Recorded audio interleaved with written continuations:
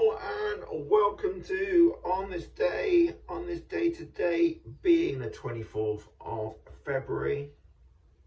I know it's a bit late, there you go. It's actually the 1st of March, but I'm recording the 24th of February because I got out of sync, you know. I've got a life, people. I do things, you know. Anyway, doesn't matter. You still do the whole year, even if it takes more than a year. Doesn't matter. So today we're doing the 24th of February. So we take a look at people who were born, people who died, what happened, and then we're going to do fun facts today. It's going to be on the Savoy Hotel in London. So let's start with who was born. So on the 24th of February, 1782, Wilhelm Grimm, German storyteller, the Grimm fairy tales, was born in Hanau in Hesse-Kassel, Holy Roman Empire, and he died in 1859. I believe that is now part of Germany because it says he's a German storyteller, so it probably is. But it was the Holy Roman Empire back then. Was it really? Really? 1885, Chester Nunst, American admiral who commanded the US Pacific Fleet in World War II, was born in Fredericksburg in Texas. He died in 1966. How can you get an admiral from Texas? Because I'm not being funny, it's not a lot of water around there. Anyway, in 1955, 4 times Formula One world champion, born in Lorette, France, Alain Prost was born. I remember growing up, Alain Prost was my uncle's favourite racing driver. I was more of a Senna fan personally. And then we're going to look at people who died in 616. King Egbert of Kent, the first English king to convert to Christianity, died. In 1855, Robert Fulton, American inventor and engineer, first commercial steamboat, died of tuberculosis at the age of 49. And in 1990, Malcolm Forbes, American publisher of the Forbes magazine, died of a heart attack at the age of 70. Really wish I could read. It'd be great for this, wouldn't it? Imagine how much better it would be if the idiot actually reading out the facts could actually read. We'll work on it, don't worry. I reckon by the end of the year I'll be able to read. What do you reckon? Can we put that down as a timeline for the 24th of February? And he says by the end of the year you'll probably be able to read a bit. So in 303, the first official Roman edict for persecution of Christians was issued by Emperor, can't read again, Diocletian, something, doesn't matter, who cares, he's dead, not alive anymore, doesn't matter, it's not really a thing anymore. In 1510, Pope Julius II excommunicates with the Republic of Venice. Don't know why. Reading the facts, I don't know what the facts mean. In 1797, Colonel William Tate and his forces of between 1,000 and 1,500 soldiers surrender after the last invasion of Britain. According to legend, the Welsh women in tall black hats mistaken the elite guard regiment.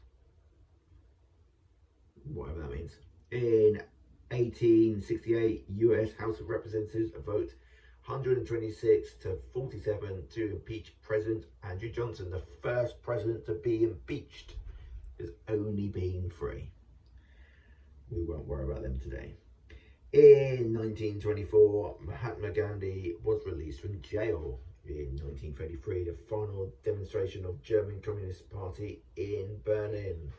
In 1968, discovery of first pulsar announced, CP 1990 by Jocelyn Bell Burnell and Anthony Hewish. In 1977, US President Jimmy Carter announces US foreign aid will consider human rights. Okay, in 1981, Britain's Prince Charles announces his engagement to Lady Diana Spencer. In 1989, 150-million-year-old fossil egg found in Utah with a fossilized dinosaur embryo inside, the oldest dinosaur egg yet found in the northern hemisphere. And the world's only 10,000 years old, eh? In 2020, New York firefighter Daniel Foley is found his brother's body in the ruins of the World Trade Center, dies of cancer, bringing first responders' death toll to 343. In 2020, memorial service for NBA star Kobe Bryant held at the Staples Center in Los Angeles. 2020, scientists identify the first animals that don't need oxygen to breathe, a tiny parasite living in salmon tissue, reported in journal PNAS, whatever that is. In 2021, United Nations-backed COVAX begins delivering vaccines to middle and low-income countries, with the first AstraZeneca shipment to Ghana. And now we are up to date. So in 2022, Russia begins an invasion of Ukraine just before dawn by sea, air and land, with bombings in several cities amid international condemnation.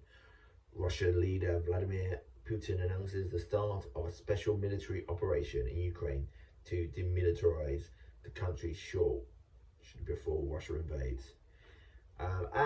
Also in 2022, Zahar Zakir Jafri sentenced to death in Islamabad, Pakistan, for the rape, murder and beheading of Noor Makwadam after she refused to marry him, highlighting violence towards women in the country.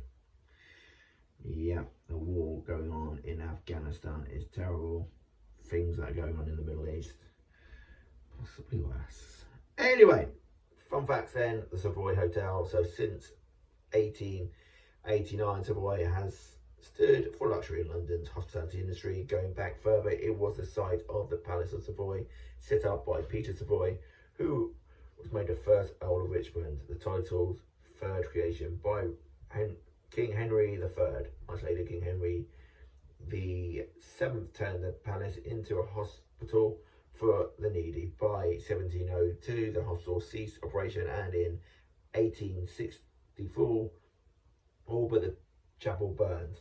The property went unused until it was purchased by the impresso Richard O'D Tart, who built the Savoy Theatre there, then decided the site needed a luxury hotel such as those that had sprung up in America. Since competition, the Savoy has become London's icon and one of the world's premier hotels, and every floor is filled with interesting facts. Let's get on with them then. London cabs have some of the most notorious standards in the world of taxis, including requiring drivers to pass the knowledge. If you don't know what the knowledge is, it is the hardest taxi thing to do in the world. They got something in their brain means that they're really good with knowledge. And you ask to go anywhere in London, and they don't use sat-nav, they just drive there. Hopefully. So it's a test of all London streets. The vehicles themselves are legally required to have a turning radius of 25 feet or 8 meters, because there's a radius of the Savoy's turning circle, which is essentially a mini roundabout. The turning circle for the Savoy is also one of the only places in London that requires cars to drive on the right side of the road instead of the left. This is so Savoy patrons can board and exit from the driver's side of the car. There are many firsts, sparing no expense to make this hotel the grandest in London. Carp brought in Caesar Ritz, later famous for his own brand of luxury hotels. Wonder which hotel that was then. As a general manager, and French chef Auguste Escoffier in to run the kitchen. Additionally, the Savoy was the first hotel in the UK to have electric elevators, ensuite bathrooms, and to be lit by electricity. The Savoy was also one of the first hotels to establish a school specifically to train hotel professionals. Ritzy Parties, you bet. As befits such a luxury hotel, the Savoy plays host to many extravagant parties over the years, perhaps none of them yet to have topped American millionaire George A. Kessler's Gondola party of 1905.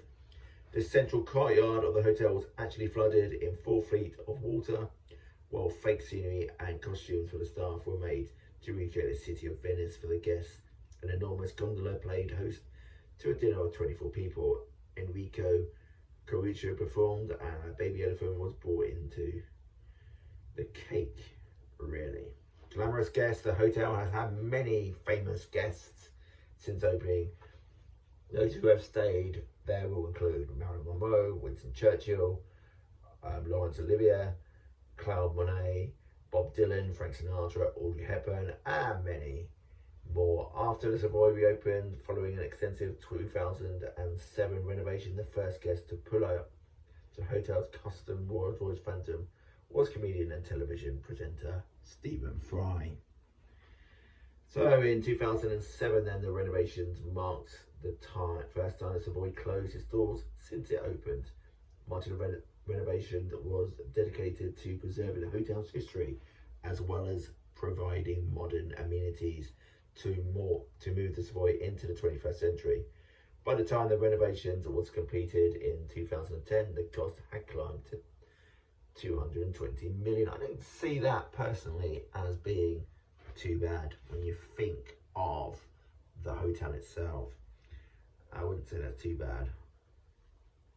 So, while Ritz was the hotel's first general manager, he didn't have a long career with the Savoy.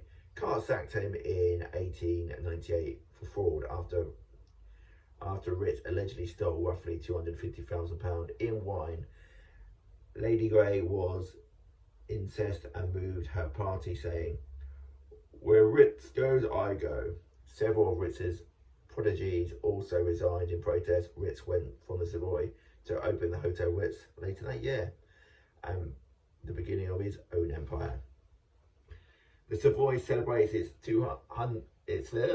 Savoy celebrated its 125th anniversary in 2014 with a display of press clippings dating back to the hotel's opening in 1889. Special cocktails in its American bar and Beaufort bar, and a new edition of Savoy cocktail book. And Casper is an Art Deco sculpture of a cat at the hotel, meant to ward off bad luck. In 1898, Diamond Magnet Wolf Jewel planned a dinner party for 14 guests, but one dropped out at the last minute. One of the guests cited the old superstition that 13 dinner guests meant the first one to get up from the table would soon die. Joel rejected this notion and got up and was shot dead 2 weeks later. Really? Until 1927, the hotel had a member of staff dine with parties of 30 to prevent another death, until a staff member was replaced by a statue of Casper. Casper now has his own seafood restaurant in the hotel named after him. When not on dinner duty, Casper sits in a display case in the hotel's foyer. What if you have two parties of 30? What happens then? And the Savoy finally is for the lovers. The hotel has been home to a number of famous romances. Vivian Leigh met her future husband, Laurence Olivier, in the hotel's lobby. A wedding reception at the Savoy was also the first time that a future Queen Elizabeth II was seen with her future husband, Prince Philip. So the Savoy Hotel, eh? Who knew it? So this has been on this day, the 24th of February. I hope everyone out there is staying safe. Everyone is well. Don't go catching COVID, people. Although, hopefully, we'll soon be going into an endemic rather than a pandemic. This has been your man, the Shed NDP. Don't forget to like, share, and subscribe. See you, pals.